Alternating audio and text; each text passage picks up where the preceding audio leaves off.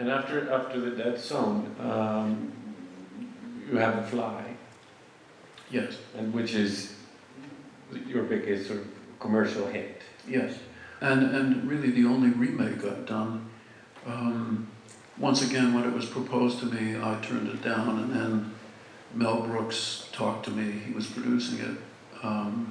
He had done Elephant Man with David Lynch, so he had some credibility as, you know, of course he makes his own comedies, but as a producer he was very interested in making something quite different from anything that he would direct himself.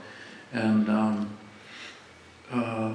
I said, well, look, I don't think this script, which is a rewrite, which is a rethinking of the original movie from the 1950s that starred Vincent Price and was really kind of a, you know, it was kind of a, it had some interesting things in it, but it was kind of a schlocky film. You know, it wasn't great, and but it had some great moments.